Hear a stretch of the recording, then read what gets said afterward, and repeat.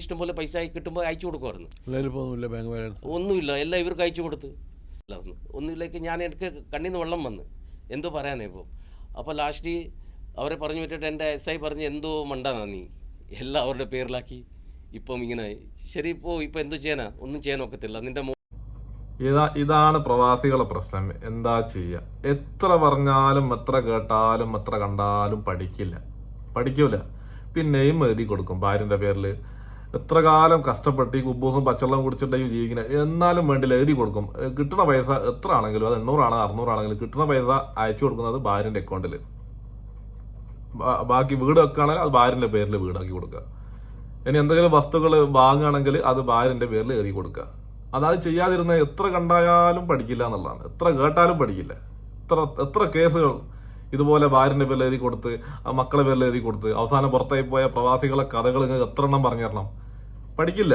എന്താ പ്രശ്നം വെച്ചാൽ പ്രവാസികളെ ഒരു ലോല മനസ്സിന്റെ ഹൃദയരായിരിക്കും പ്രവാസികൾ. കാരണം അവർ ഈ ഓർമ്മകളിൽ ജീവിക്കുന്നവരാണ്. കാരണം കുടുംബം, മക്കള്, ഭാര്യ, കൂട്ടുകാര്, നാട്, ആ ഒരു സങ്കല്പം ഇതിങ്ങനെ ഓർമ്മയിൽ മാത്രം ജീവിക്കുകയും വല്ലപ്പോഴും നാട്ടിലെ അതിഥികളായി വരികയും ചെയ്യുമ്പോൾ ഈ ഓർമ്മകൾ ഇങ്ങനെ മനസ്സിൽ കൊണ്ടു നടക്കുമ്പോൾ അവർക്ക് വേണ്ടി അവരോട് നമ്മൾ എന്തെങ്കിലും അത് അവരൊരു ലോല ഹൃദയരായി മാറും. കാരണം അവരോട് സ്നേഹം മാത്രം. അവർക്ക് ഈ വഞ്ചിക്കാനോ അല്ലെങ്കിൽ ഇത്തരത്തിലുള്ള ആൾക്കാരെ കാപട്യം നിറഞ്ഞ ലോകത്ത് ജീവിക്കാൻ അവർക്ക് വലിയ പാടാണ്. കാരണം അവർക്ക് ഇതൊന്നും വശം ഉണ്ടാവില്ല. അവർക്ക് വഞ്ചിക്കാനോ ചതിക്കാനോ അത്തരത്തിലുള്ള ഒരു കാര്യം ഈ പ്രവാസികൾക്ക് പൊതുവെ അറിയില്ല. കാരണം അവർക്ക് സ്നേഹിക്കാൻ മാത്രമേ അറിയുള്ളൂ.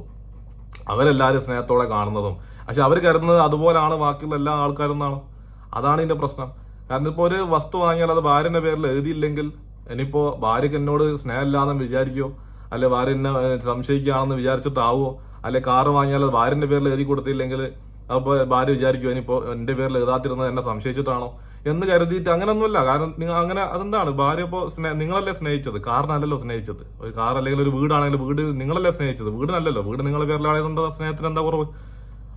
അവര് നിങ്ങളെ സ്നേഹിക്കുന്നില്ല, അവർക്ക് നിങ്ങൾ വേണ്ടി ചെയ്യുന്നില്ലേ, കൊടുക്കുന്നില്ലേ? പക്ഷെ ഞാൻ പറയുന്നത് എത്ര കണ്ടാലും പഠിക്കില്ല എന്നുള്ളതാണ് പ്രവാസികളെ ഒരു വിഷയമാണത്. എത്ര കൊണ്ടാലും എത്ര കേസുകൾ ഈ അടുത്ത് എത്രയോ വാർത്തകൾ പുറത്തു വന്നിട്ടുണ്ട്.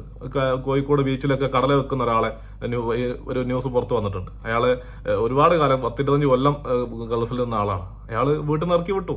അയാൾ പുറത്ത്, അയാൾക്ക് വീടുണ്ടായിരുന്നു, മക്കളുണ്ട്, എല്ലാവരും ഉണ്ട്. മക്കൾ ഡോക്ടറാണ്, അയാളെ മക്കളും. ഇതേ മാവേലിക്കര സ്വദേശിയാണ്. മാവേലിക്കര അച്ഛനും അമ്മയും ബോംബെയിലാണ് താമസിക്കുന്നത്. അപ്പൊ അവിടെ കുട്ടിക്കാലൊക്കെ ചെലവഴിച്ച ആളാണ്. പിന്നീട് പിതാവിന്റെ നാടായ മാവേലിക്കരയിൽ നിന്ന് വിവാഹം കഴിച്ച് അവിടെ ജീവിക്കുന്ന ഒരാളാണ്. ഇപ്പൊ 30 വർഷത്തെ സൗദി അറേബ്യയിൽ ഒരു ഡ്രൈവറായിരുന്നു. അപ്പോൾ അദ്ദേഹത്തിന് സ്ട്രോക്ക് വന്ന് കൈക്ക് അസുഖമല്ല, കൈ തളർന്ന് കണ്ണിന് കാഴ്ചശക്തി ഇല്ലാണ്ടായപ്പോ വണ്ടി ഓടിക്കാൻ കഴിയാത്ത സ്ഥിതി വന്നപ്പോ അല്ലെങ്കിൽ ആ മനുഷ്യൻ ഇന്ന് തിരിച്ചു പോകും.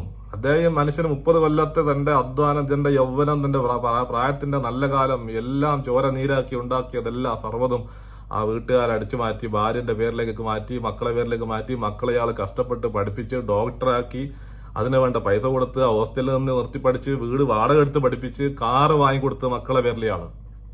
അത് ആലോചിച്ച് നോക്കണം. 30 വർഷത്തെ പ്രവാസത്തിൽ നേടാനുള്ളതൊക്കെ ഇയാൾ നേടി.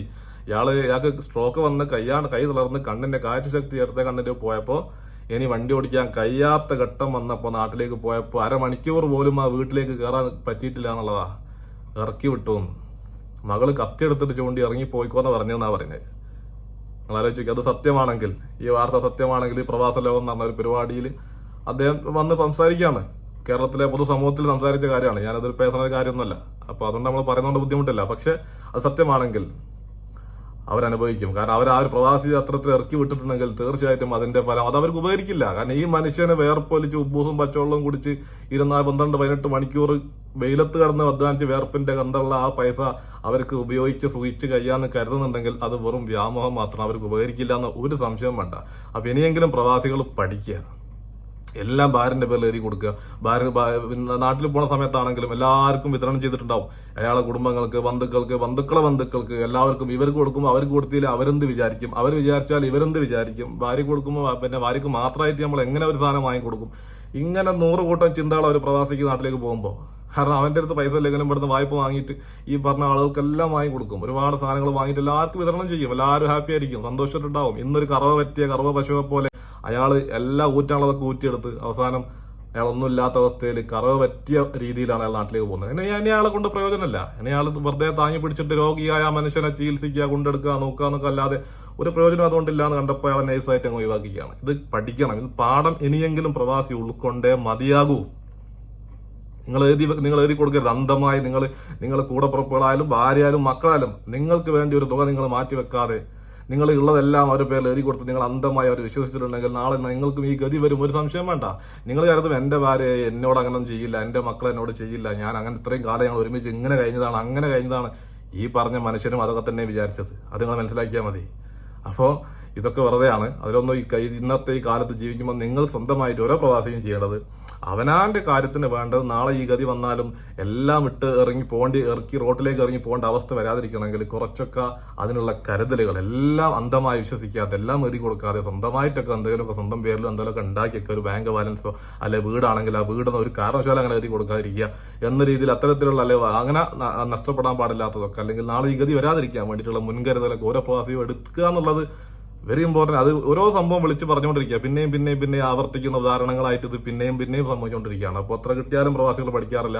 ഇതിൽ നിന്നെങ്കിലും പ്രവാസികൾ പാഠം പഠിച്ചില്ല എന്നുണ്ടെങ്കിൽ നാളത്തേക്ക് വേണ്ടി എന്തെങ്കിലും നമ്മൾ സ്വന്തമായിട്ട് മാറ്റി വെച്ചില്ല എന്നുണ്ടെങ്കിൽ ഈ ഗതി നാളെ നിങ്ങളെ തേടി വരും എന്ന കാര്യത്തിൽ ഒരു സംശയം വേണ്ട. ഞാൻ മൻസൂർ നെല്ലിക്കോട് മറ്റൊരു വീഡിയോയുമായി മറ്റൊരു അവസരത്തിൽ വീണ്ടും കണ്ടുമുട്ടാം. ബൈ.